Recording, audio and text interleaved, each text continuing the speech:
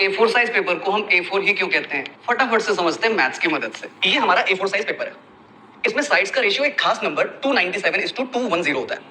अगर इसी को सेम ऐसे ही मैं बगल में रखता हूं और मिलाकर के एक नई डिजाइन क्रिएट करता हूं, तो ये पूरी डिजाइन कहलाती है A3 पेपर। इस A3 पेपर में भी साइड्स का रेशियो यही होता है।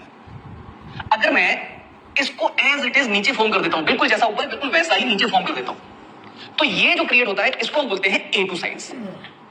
और इसमें भी जो साइड्स का रेशियो है वो अभी भी यही मेंटेन रहता है। अगर मैं इसी पूरी चीज को एज इट इज इधर मेंटेन कर दूं, ऐसे बना दूं, तो ये जो बनता है ये कहलाता है A1 साइड्स। और अभी भी जो साइड्स का रेशियो है वो यही मेंटेन है। अगर मैं अब इस पूरी चीज को एज इट इज नीचे बना दूं, बिल्कुल एज इट इज नीचे, तो वो नया वाला जो आपको दिखाई नहीं देगा वो कहलाता है A0 साइज। और उसमें भी साइज का जो रेशियो है वो यही मेंटेन रहता है। इस पूरे जो डिजाइन बनती है A0 साइज बनता है, जो उसका एरिया होता है 1 मीटर स्क्वायर।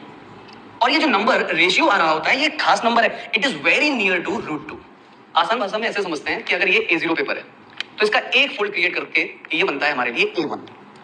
एक और फोल्ड हमें क्रिएट करा देता है A2, one more fold create कराता है A3, और एक आखिरी यानी कि चौथा फोल्ड हमें क्रिएट कराता है A4। अगर हम एक और फोल्ड कर देंगे तो वो क्रिएट कराएगा A5। लेकिन इन सभी की खास बात यह है कि इन सभी डिजाइन में साइज का रेशियो यही मेंटेन रहेगा।